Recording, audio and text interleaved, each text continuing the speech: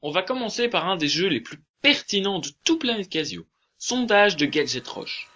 Alors le principe est tout con, il demande à l'utilisateur si il est moche. Genre rien que ça. Ouais, bah tu l'es. Ouais, bon, ça.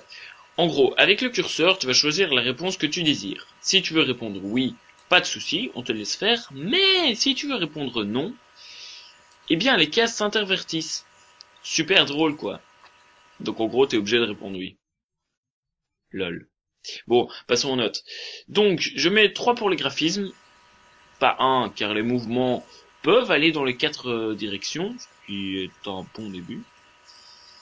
Je mets 1 pour la durée de vie, vu que tu joues 1 minute maximum, sauf si t'es con et que tu cherches pendant 20 minutes à répondre non. C'est ce que t'as fait, non? Pas du tout. Pas du tout.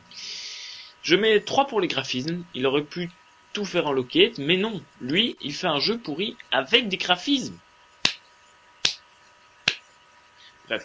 Je mets 10 pour les bugs. Bah oui, il y en a aucun. Je mets 6 pour l'originalité. C'est presque une bonne idée. Mais bon, c'est un peu court quand même, hein. Je mets 0 pour l'addiction, et vous comprendrez pourquoi.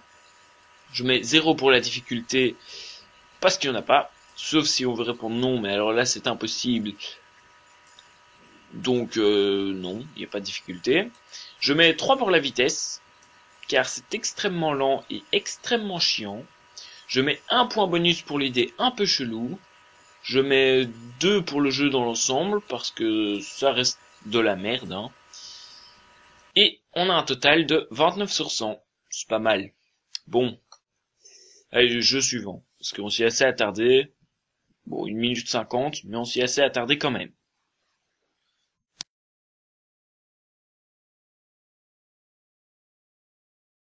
Je vais vous parler d'un jeu pas très connu, Alchimie de Zérid. Le principe est inspiré du très célèbre site Natural Chimie. Vous connaissez pas? Moi non plus. Donc il s'agit d'un jeu d'arcade qui mélange BGWell et Tetris. Et pour ceux qui ne connaissent pas BGWell, en plus de vous apprendre que vous êtes inculte, je vous apprends que c'est le même principe que Candy Crush. Et pour ceux qui se disent « Sérieux? Il y en a qui connaissent pas ?» Eh bien oui. L'autre jour, j'étais à la Fnac et j'ai entendu 2 jeunes qui disaient, en voyant le jeu de société, parce que, ouais, il y a un jeu de société. Enfin bref. Ils disaient, oh wesh, on dirait une copie de Candy Crush. Alors non, connard, c'est Candy Crush la copie, mais bon. D'ailleurs, un autre jour, j'étais encore à la Fnac, parce que oui, je passe ma vie à la Fnac, et j'ai entendu un autre jeune dire, ah ouais, mais Dofus, j'aime trop pas. Au début, c'était juste un jeu vidéo. Maintenant, il y a des cartes, des mangas, des dessins animés, des peluches, des livres. C'est du gros n'importe quoi. Hein, tu réfléchiras à ce que tu diras la prochaine fois, connard. Bref, je m'égare. Ça arrive. Donc, le jeu n'est pas en texte, mais bien en offline. Enfin non, je vais passer aux notes pour expliquer les points positifs et négatifs. D'habitude, je note dans un ordre défini. Ici, pour me faciliter la tâche, je vais le faire dans un ordre différent. Donc, au niveau des bugs, je mets 7, car si on lance pas un programme d'initialisation, ça bug. Et quoi que tu fasses, le jeu plantera sur une erreur de mémoire, car le programme ne crée pas la matrice P elle-même, et c'est écrit nulle part. Il aurait pu faire un saut par le programme d'initialisation et créer la matrice via le code. Il y a une chouette petite fonction pour ça. Alors, pour les graphismes, je mets 7. C'est pas en texte locate, mais ça reste du texte. De plus, bizarrement, le cadre n'est pas vers le bas, mais vers la droite. En gros, quand tu appuies sur XZ, cela ne descend pas, mais cela bouge vers la droite. Et c'est assez perturbant. Niveau gameplay, je mets 7. Rien de très innovant, surtout pour le menu qui utilise la bonne vieille technique du choix avec des chiffres. Je mets 4 à la durée de vie, car le jeu n'est pas très varié et pas très addictif. D'ailleurs, cela vaut un petit 4 d'addiction.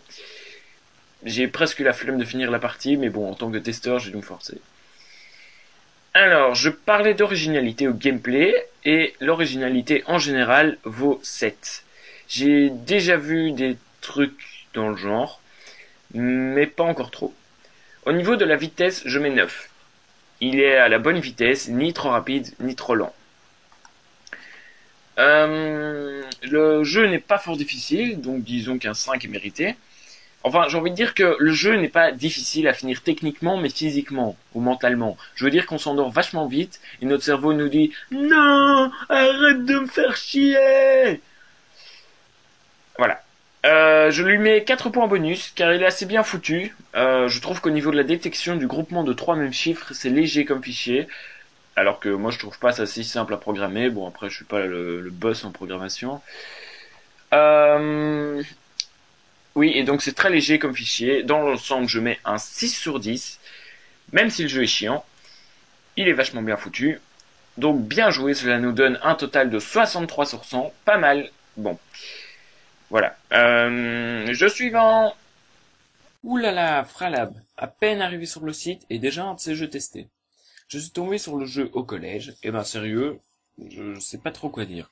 En fait, le concept est juste génial. Non, franchement, je trouve ça bien trouvé. Et je lui mets, poum, 8 sur 10 en originalité. En gros, le jeu te demande ce que tu fais dans chaque situation. Tu as le choix entre 2 actions. Une de bon élève et une de cancre.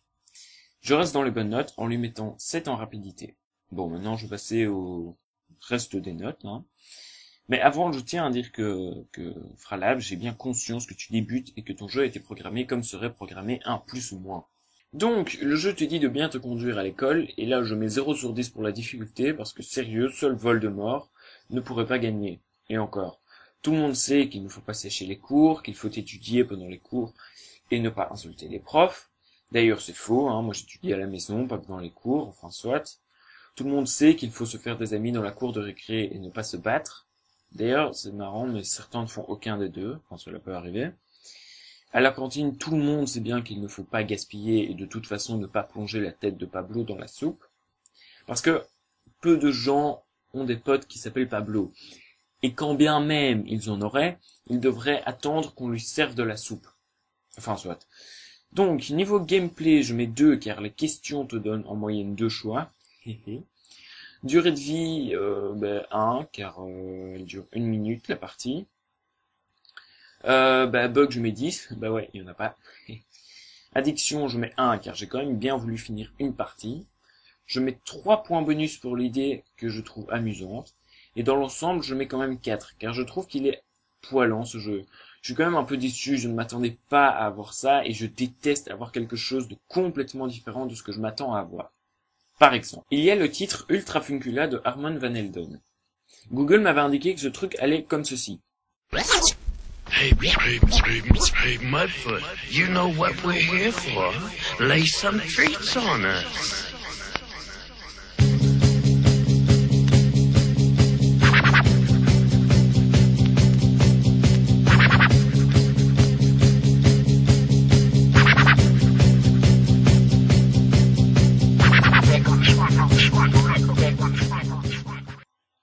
Alors bon, je le télécharge et je le mets sur mon MP3. Je le kiffais bien ce son.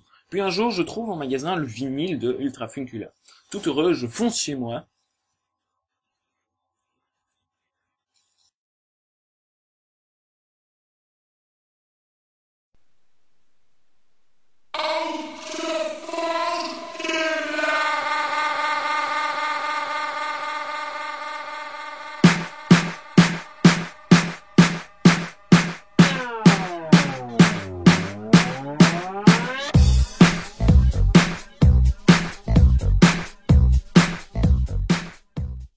Bref, c'est le genre de déception que je n'aime pas avoir, même si ici je l'avais eu puissance 1000. Bref, jeu suivant.